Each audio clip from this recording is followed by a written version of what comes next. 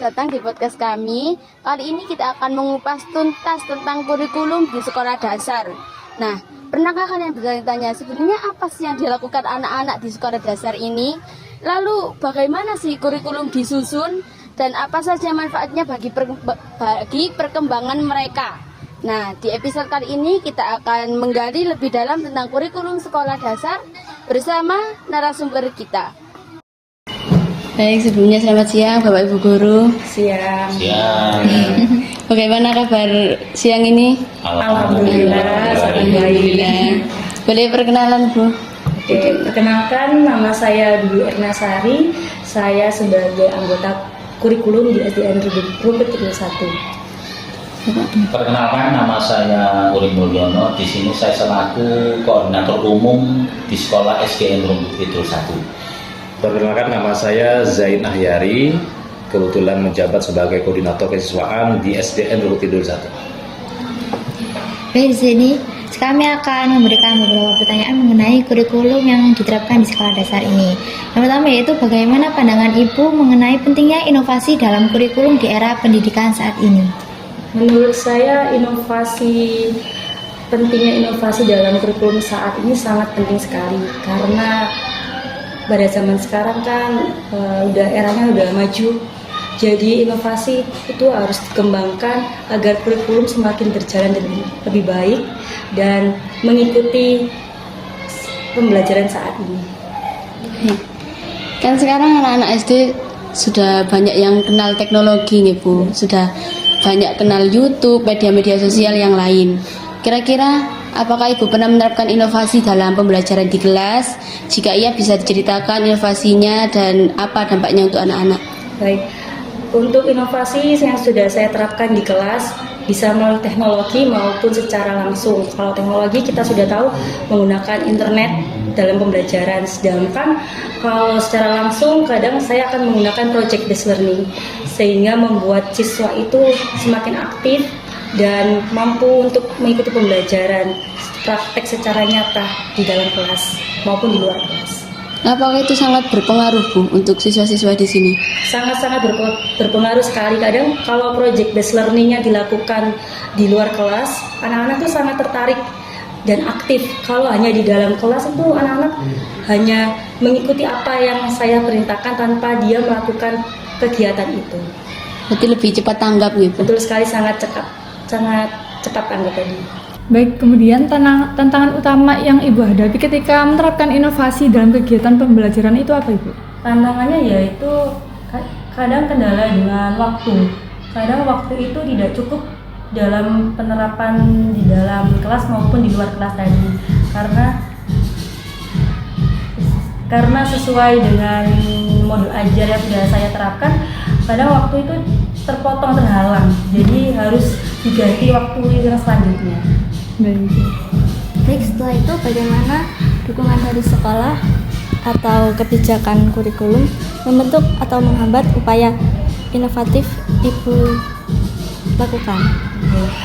Dukungan dari kurikulum di sekolah yaitu ketika setiap guru pasti akan membuat modul ajar. Nah, ketika modul ajar itu kami kadang berkonsultasi dengan kurikulum apakah ini sudah sesuai atau bagaimana, ada kurang lebihnya. Jika ada kurang, maka kurikulum akan membantu memberikan inovasi yang lebih baik lagi untuk bisa diterapkan di dalam kelas. Baik, selanjutnya menurut Ibu, keterampilan apa yang paling penting dimiliki oleh seorang guru agar dapat terus berinovasi dalam kurikulum dan pembelajaran? Keterampilan yang harus dimiliki oleh guru untuk berinovasi yaitu keterampilan tadi melek IT ya. Sama yang kedua meningkatkan kemampuan pedagogik guru itu sendiri agar guru itu tidak habis ilmunya di sini, bisa untuk mengembangkan lagi apa sih yang akan diajarkan untuk ke depannya. Lalu pandangan Ibu sendiri mengenai kurikulum baru yang akan diterapkan di sekolah dasar? Pandangan saya kurikulum baru ini sangat setuju sekali karena supaya beda dengan yang kemarin, supaya pembelajaran ini sudah terfokus sendiri-sendiri sesuai mata pelajaran. Kalau yang kemarin itu ya Pak Urip ya, hanya belajar harus hari itu satu PP harus selesai satu PP. Kalau ini bisa dilanjutkan untuk kurikulum. Menyesuaikan lebih menyesuaikan juga. Untuk pertanyaan terakhir ini Ibu, inovasi apa sejauh ini, inovasi kurikulum apa yang diterapkan di SDN Rungkut ini? Inovasi yang diterapkan di SDN Rungkut Kidul 1 ini menurut saya inovasi untuk mengembangkan siswa-siswi ini maju, yaitu seperti penerapan P5 project basic learning. Untuk project Pancasilanya itu kita menerapkan, kita mengupayakan untuk siswa itu mampu mengembangkan dirinya, seperti tak berani tampil di depan. Jadi siswa itu kita tuh sudah mengadakan gelar pentas seni, terus drama musikal. Anak-anak tuh sangat maju sekali, sangat berani untuk ke depan, terus meningkatkan kewirausahaan.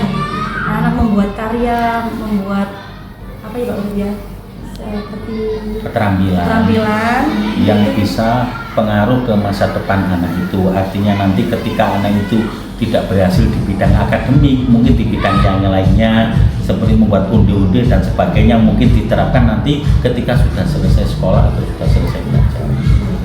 Berarti di SDN Rungkut ini sudah sangat dibekali ya Pak? Sangat dibekali. Kebetulan kita kulturnya di kiri kanannya kan ada pasar. Ada anak-anak setiap hari kalau berangkat melihat di situ ada keahlian apa yang diperlukan dan sebagainya. Akhirnya sekolah mengikuti kurikulum yang terbaru, yaitu kurikulum Merdeka.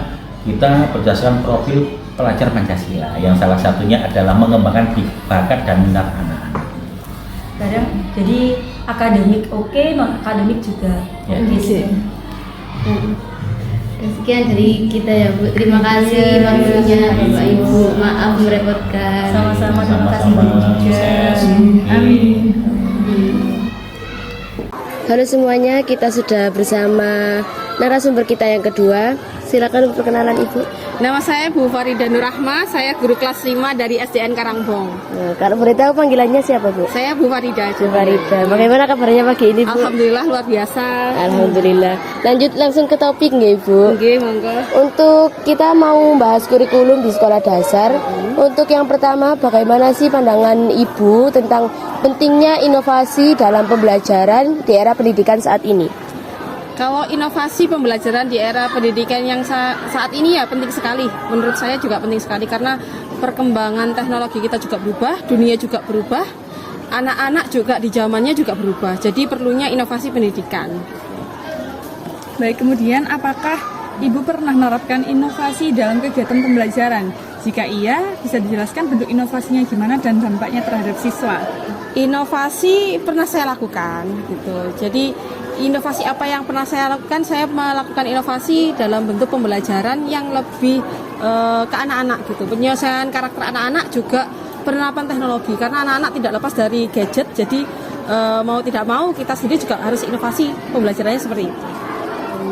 Kalau dampaknya untuk siswa bagaimana Bu? Alhamdulillah kalau untuk siswa anak-anak itu lebih antusias. Jadi anak-anak yang biasanya tidak terlalu aktif, pasif gitu di kelas, dia sangat masif ketika ada pendekatan teknologi pembelajarannya. Jadi inovasinya itu memberikan kayak perbedaan ketika anak yang biasanya pasif jadi lebih masif lagi. Iya, betul.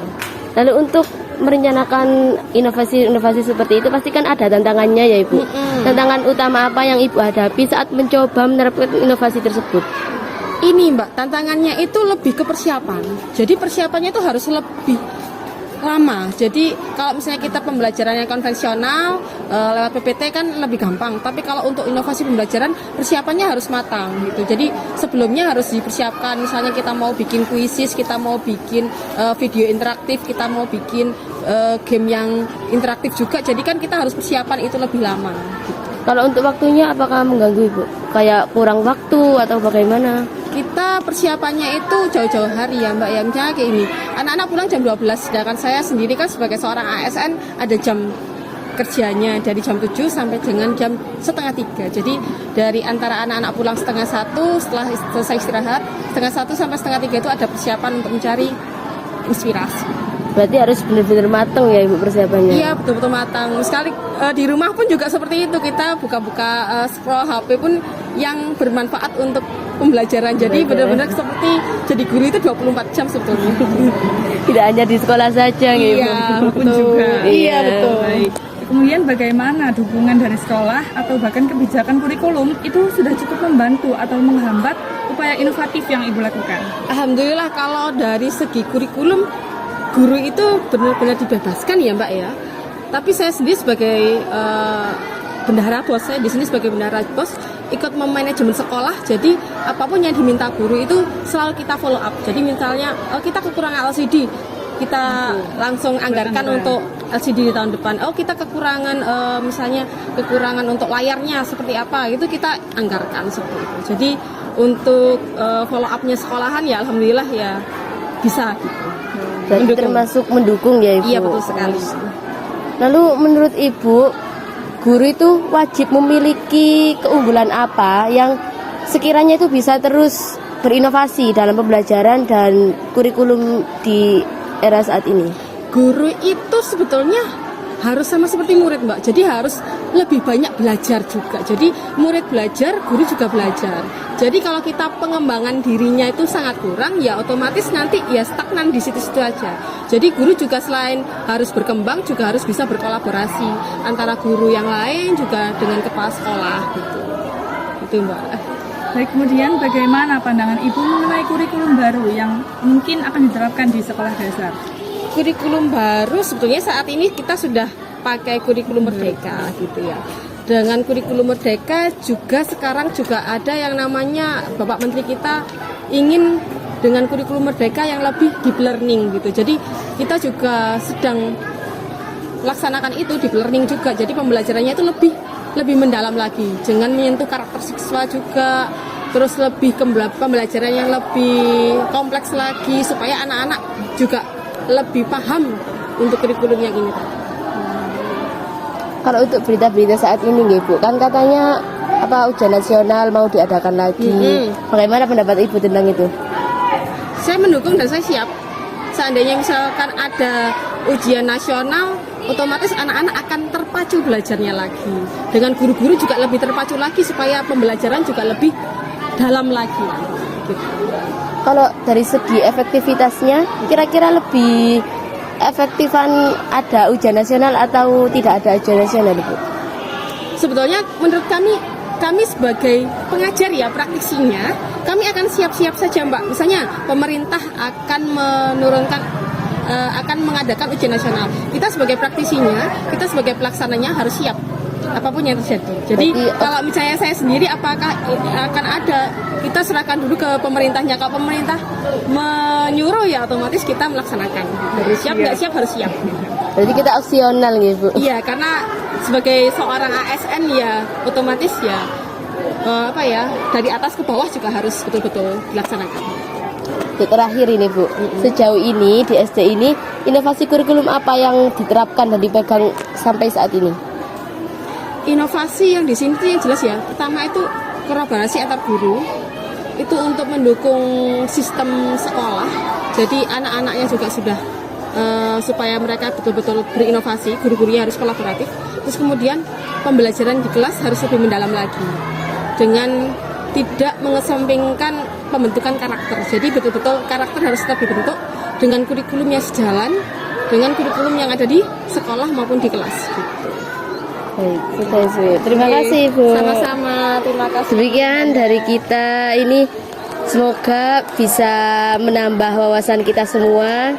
Sampai jumpa di lain video. Terima kasih sudah setia mendengarkan episode podcast kita hari ini. Semoga obrolan kita bisa menambah wawasan kita semua. Jangan ragu untuk berbagi pendapat atau pertanyaan melalui media sosial kami. Dan sampai jumpa kembali.